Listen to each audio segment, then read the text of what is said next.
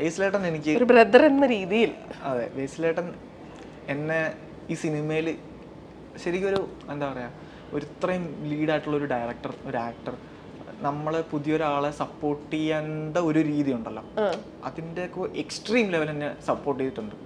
അപ്പം പുതിയൊരു ആക്ടറിന് കൊടുക്കേണ്ട സ്വീകാര്യതയേക്കാൾ കൂടുതലും സ്നേഹവും സപ്പോർട്ടും എനിക്ക് തന്നിട്ടുണ്ട്. ഇപ്പോൾ ഇൻ്റർവ്യൂസിൽ പോവുകയാണെങ്കിലും ബേസിലേട്ടൻ എന്നെക്കുറിച്ച് പറയും, എൻ്റെ ഒരു പഴയ അന്താക്ഷരത്തൊക്കെ പറഞ്ഞ് എന്നെ ചുമ്മാ പുകഴ്ത്തും.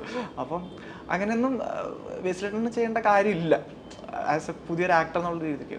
അപ്പം പുള്ളി എന്നെ പുഷ് ചെയ്യാൻ അല്ലെങ്കിൽ എനിക്ക് സപ്പോർട്ട് ചെയ്യാൻ ഒരുപാട് ശ്രമിച്ചിട്ടുണ്ട്. ഇപ്പം കഴിഞ്ഞ ദിവസം ഇൻസ്റ്റാഗ്രാമിൽ എൻ്റെ ഒരു സിംഗിൾ ഫോട്ടോ ഒക്കെ പോസ്റ്റ് ചെയ്തു ബേസിലേട്ടൻ. അപ്പം അതൊക്കെ എന്നെ ഒരുപാട് മീൻ ചെയ്യുന്ന കാര്യം. അപ്പോൾ അതൊക്കെ എനിക്ക് ഭയങ്കര മീൻ ചെയ്യുന്നത്. പുതിയൊരു ആക്ടറിന് കൊടുക്കുന്ന സപ്പോർട്ട് ശരിക്കും നമുക്ക് ആ ബേസിലേട്ടനെ കാണുമ്പോൾ നമുക്ക് ഭയങ്കര ഇൻസ്പയർ ആവും. കാര്യം നാളെ എനിക്ക് ഒരാളോട് അങ്ങനെ ചെയ്യാൻ തോന്നും. പുതിയൊരാൾ ഇങ്ങനെ വരുവാണെങ്കിൽ എനിക്കിപ്പോൾ സപ്പോർട്ട് നമ്മുടെ അടുത്ത് വരുന്ന ന്യൂ കമേഴ്സിനോട് അങ്ങനെ ഭയങ്കര.